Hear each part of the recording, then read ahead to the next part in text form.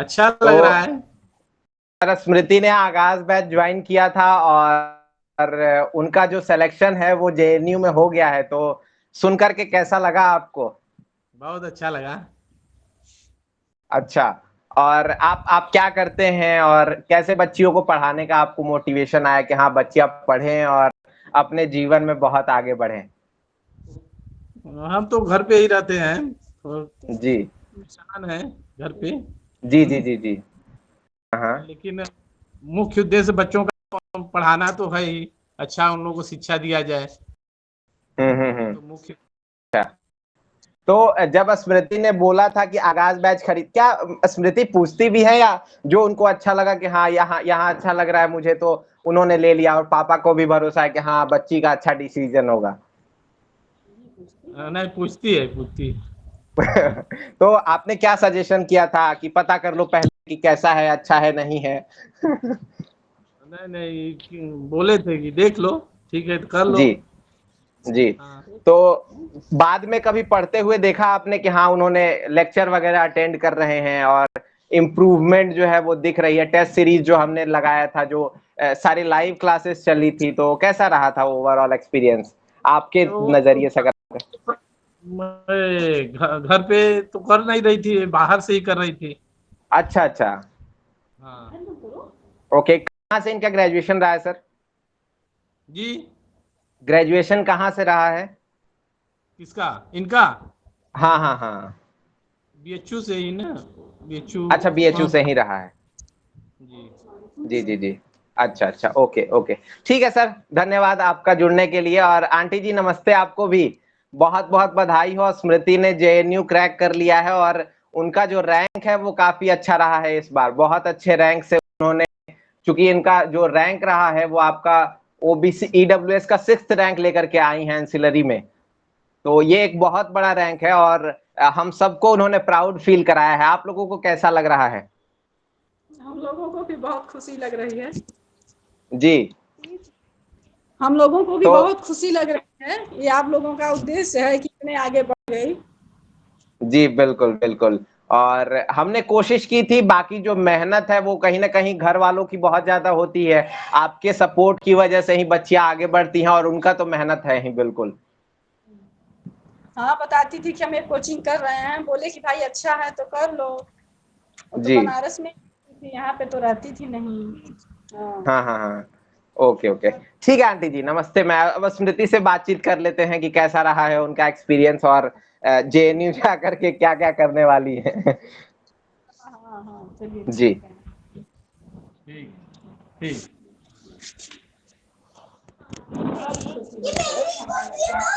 हमारे पढ़ाई। हाँ हेलो स्मृति, अब बताइए कैसा लग रहा है जेएनयू में सिलेक्शन लेकर के? बहुत अच्छा लग रहा है। तो आप आगाज बैच की स्टूडेंट रही हैं और साथ ही साथ आपने टेस्ट सीरीज वगैरह ज्वाइन किया था। आप बीएचयू की स्टूडेंट हैं, तो क्या आपने सत्यपाल सर की क्लासेस भी ली थी? नहीं सर, बस जब आप लोग उसमें टेस्ट होता था तो मैं करती थी, क्लास में नहीं ले पाती थी क्योंकि मेरा कॉलेज होता था। आर्य महिला से हूँ मैं, जी जी। तो इस वजह टाइम कोलैप्स होता था, इस वजह से नहीं कर पाती थी। ओके। तो आगाज बैच में जुड़ने के बाद आपका कैसा इंप्रूवमेंट रहा है और क्या क्या चीजें आपको अच्छी लगी द हिस्टोरिका से जुड़ने के बाद? सर अगर मैं आगाज बैच की बात करूं तो मैं 1 साल पहले से इसका वेट कर रही थी। मैं विष्णुकांत सर को भी मैसेज करती थी कि आप कब शुरू करेंगे क्लास, तो वो एक बार बताए कि मैं क्लास शुरू करूंगा। तो फिर उसके बाद मैं जैसे ही शुरू हुआ 14 जनवरी आई थिंक, तो जी। मैं फर्स्ट डे पेमेंट करके और उसके बाद ज्वाइन हो गई। उसके बाद मैं रेगुलर उसका टेस्ट वेस्ट ज्वाइन करती थी और विष्णुकांत सर के साथ प्रॉपर सब कुछ करती थी और मोटिवेट रहती थी उनका टेस्ट सीरीज के बाद बहुत ज्यादा, क्योंकि हो जाता था सब कुछ। तो अच्छा। बस। हाँ, चूंकि आपके जो टेस्ट सीरीज वगैरह मॉक मॉक टेस्ट हमने चलाए थे उसमें आपका मार्क्स हर बार बहुत अच्छा रहता था। आपके आपके नाम जो है वो सत्यपाल सर द्वारा भी शायद, अगर रिजल्ट अनाउंसमेंट आप सुनती होंगी, तो आपका काफी बार नाम लिया गया था।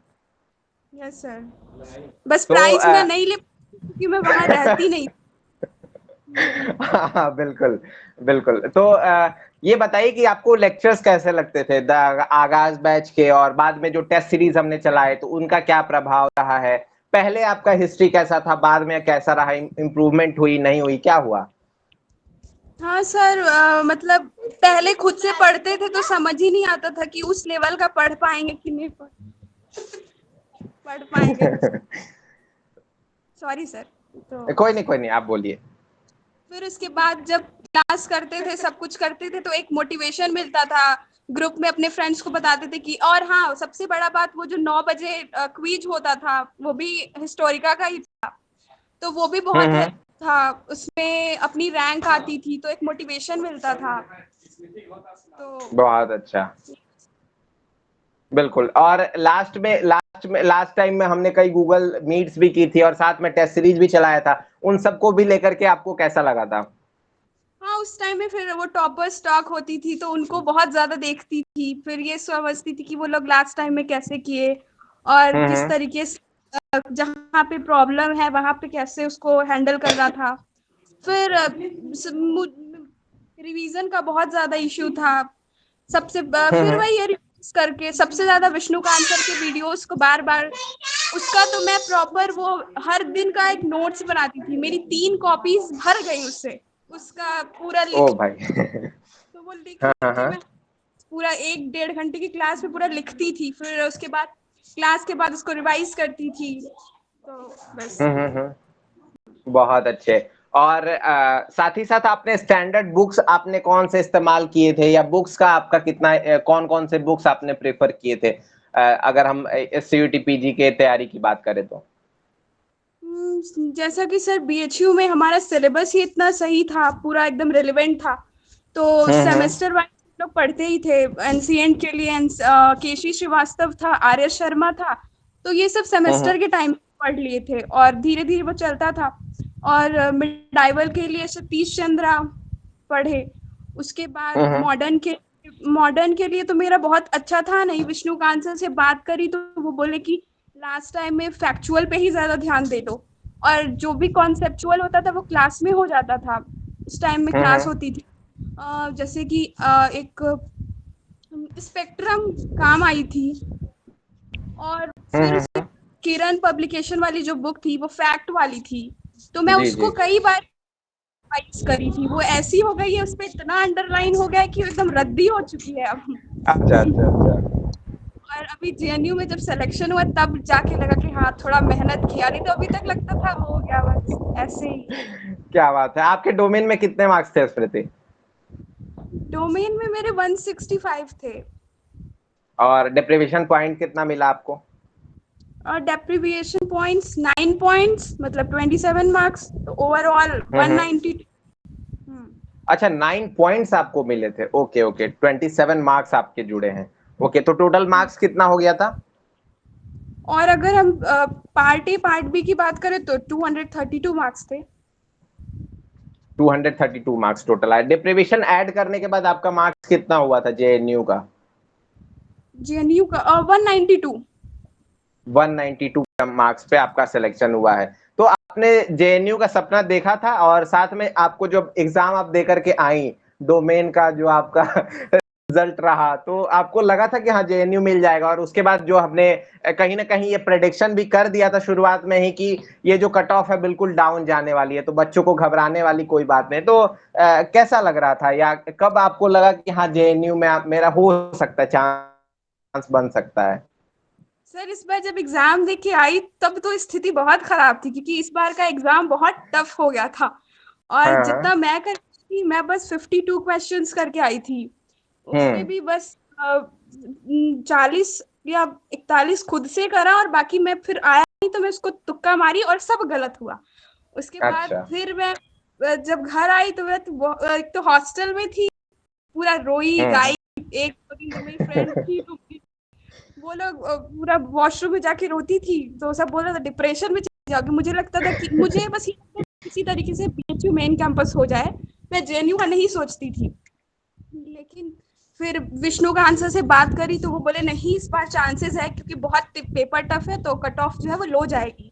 अभी वेट करो, लेकिन खुद मानता ही नहीं था, मन लगता था थोड़ा और करते। कुछ लोग बोल रहे थे तुक्का और लगा लेती, 60 तक तो तुक्का मार देती तो इस वजह से मुझे अपने ऊपर थोड़ा सेल्फ डाउट था कि पता नहीं होगा नहीं होगा। मैं कुछ नहीं बोलती थी, फिर मैं धीरे धीरे 1-2 दिन रोई गई, उसके बाद बंद कर दी। अब सोचिए वेट करेंगे रिजल्ट आए। फिर भी मैं बस बीएचयू का सोचती थी, बीएचयू हो जाए, और कहीं नहीं सोच रहे थे क्योंकि इतना अच्छा नहीं था। लेकिन जब रिजल्ट आया तो फिर कुछ और ही हो गया, क्या अनएक्सपेक्टेड। हुआ? क्या हुआ मतलब देखा आपने तो कैसा लगा? झूमने लगी, नाचने लगी आप? सर जिस दिन रिजल्ट आया लिटरली उस दिन हुआ यूं कि शायद एक बार 12 बजे के आसपास रिजल्ट पब्लिश हुआ, हाँ लेकिन हाँ, फिर साइट बंद हो गई थी, बंद सर्वर हो गई डाउन थी, था। बिल्कुल। तो बताया ग्रुप में मेरा रैंक सिलेक्शन हो गया, रैंक ये वो, तो मैं फोन ऑफ कर दी। मैं घर पे आई, लूडो खेल रही थी सबके साथ। मुझे लगा कि हाँ। भाई हुआ, मेरा हुआ नहीं, साइट भी नहीं खुल रही है, अब ठीक है। अब घर वाले बड़ा आस में थे कि जेएनयू अगर नहीं होगा तो फिर मैं सोची बताऊंगी ही नहीं कि आज रिजल्ट आया थी। जब पूछेंगे कभी कि हुआ नहीं हुआ तो क्या करूंगी कि नहीं हुआ, हुआ ही नहीं। हाँ। फिर मैं सो गई, 2 बजे में सो गई। फिर 2 बजे सोई, 5 बजे उठी तो एक फ्रेंड का मैसेज आया कि अब चेक करो साइट खुल रही है। तो नींद में ही थी, उठ नहीं रही थी, फिर सोची एक बार चेक करती हूँ। चेक करी तो फिर ग्रीन ग्रीन सब शो हुआ। तो मुझे लगा कि ओ भाई ग्रीन मतलब ठीक है मामला, रेड होता तो कुछ होता ही ना। तो फिर हाँ, तो नीचे देख कॉन्ग्रेचुलेशंस ऊपर ही लिखा आ गया। तो उसके बाद फिर मैं देखी ही नहीं कुछ, नीचे गई, सिलेक्टेड लिखा था, घर पे सब सो रहे थे। गई मम्मी को बोली कि सिलेक्शन हो गया, ऐसा लग रहा था जैसे आईएएस बन गई हूँ तो फिर उसके बाद हाँ। पैर वैर छुई, फिर पापा को बताई, सब एकदम खुश हो गए। फिर बड़े पापा चाचा सबको फोन वोन करके लोग बताने लगे। बस यही वाला एक्सपीरियंस था। फिर पूरे दिन उस दिन नींद ही नहीं आई। रात को 2 बजे, मैं हमेशा 12 बजे के आसपास सो जाती, 2-3 बज गया सोने में, समझ ही नहीं आ रहा था। बहुत अच्छा, बहुत अच्छा। देखिए मेरे आंखों में आंसू आ गए आपके सपने को सच होता देखते हुए।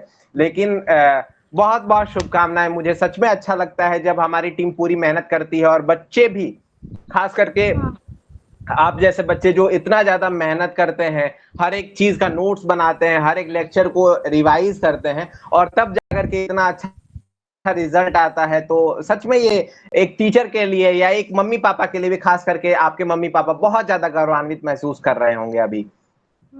यस सर, अभी तो बहुत बिल्कुल। है। तो ठीक है स्मृति, थैंक यू सो मच आपका हमारे साथ जुड़ने के लिए। आप बच्चों को क्या सजेस्ट करना चाहेंगी अगले साल की, अगर जो प्रिपरेशन करना चाहते हैं उनको क्या आप सजेस्ट करना चाहेंगी?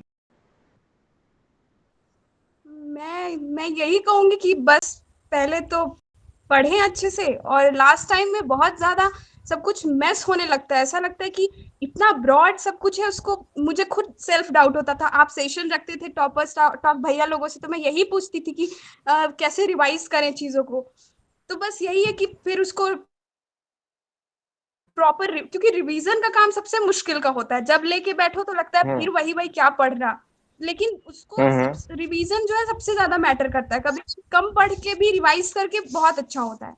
तो रिवीजन पे सबसे ज्यादा फोकस करें, और तो पढ़ना। बिल्कुल और टेस्ट बिल्कुल। तो सीरीज ये थी स्मृति। हाँ बिल्कुल, बताइए बताइए बताइए। और हिस्टोरिका की टेस्ट सीरीज तो बहुत ही अच्छी थी, जितनी भी थी। ये मतलब उसमें से बहुत सारे क्वेश्चंस भी हमारे आए, एज जो हमारे वन लाइनर थे वो तो बिल्कुल हूबहू आ गए थे उसमें। तो ये सारी चीजें बहुत हेल्पफुल थी। तो थैंक यू सो मच स्मृति, और कांग्रेचुलेशन आपको। आप जेएनयू जा रही हैं, वहां जाकर के अच्छे से पढ़ाई करिए और अपने इस मेहनत को और एक नेक्स्ट लेवल पे ले जाइए और खूब अच्छा कीजिए अपने लाइफ में। द हिस्टोरिका की पूरी टीम की तरफ से मैं बसंत आपको बहुत बहुत बधाई देता हूं और बहुत बहुत शुभकामनाएं भी देता हूं। Thank you sir. Thank you. तो अगर आप सीयूईटी पीजी 2024 की तैयारी करना चाहते हैं, जी हाँ, मैं आप ही से जो व्यूअर्स जो हमें देख रहे हैं, जो स्मृति का इंटरव्यू देख रहे हैं, अगर आप 2024 की तैयारी करना चाहते हैं, चाहे वो किसी सब्जेक्ट का हो, तो आप हमारे ऐप बीएचयू वाले को डाउनलोड कर सकते हैं, या स्क्रीन पे जो व्हाट्सएप नंबर दिया हुआ है आप वहां भी क्लिक करके आप हमें मैसेज कर सकते हैं। तो आपका इस वीडियो को देखने के लिए बहुत धन्यवाद। अपने दोस्त इस वीडियो को जरूर शेयर करिएगा ताकि उनको द हिस्टोरिका और साथ में स्मृति की कहानी जरूर पता चले। स्मृति, आपका बहुत बहुत धन्यवाद आज के इस इंटरव्यू के लिए। Thank you sir. शुक्रिया।